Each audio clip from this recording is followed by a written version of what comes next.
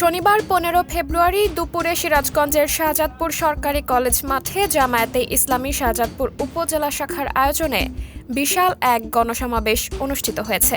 এতে প্রধান অতিথির বক্তব্যে রফিকুল ইসলাম খান বলেন, বাংলাদেশে নতুন করে ফ্যাসিবাদ প্রতিষ্ঠা করতে দেওয়া হবে না। গণহত্যা ও ফ্যাসিবাদীদের বিচার দ্রুত সম্পন্ন করতে হবে।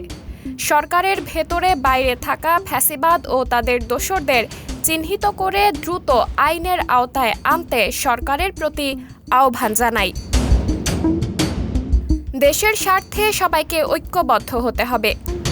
বাংলাদেশ জামায়াতে ইসলামী শাহজাদপুর উপজেলা আমির ও আসন্ন জাতীয় সংসদ নির্বাচনের সিরাজগঞ্জ ৬ আসনের জামায়াত মনোনীত প্রার্থী অধ্যাপক মাওলানা মোহাম্মদ মিজানুর রহমানের সভাপতিত্বে গণসমাবেশে বিশেষ অতিথি হিসেবে উপস্থিত ছিলেন বাংলাদেশে জামায়াতে ইসলামী সিরাজগঞ্জ জেলা শাখার আমির অধ্যাপক মাওলানা মোহাম্মদ শাহিনুর আলম, সেক্রেটারি অধ্যাপক মাওলানা মোহাম্মদ জাহিদুল ইসলাম, সহকারী সেক্রেটারি জেনারেল অধ্যাপক মাওলানা মোহাম্মদ শহীদুল ইসলাম, বেলকুচি উপজেলা শাখার আমির মোহাম্মদ আরিফুল ইসলাম সোহেল প্রমুখ।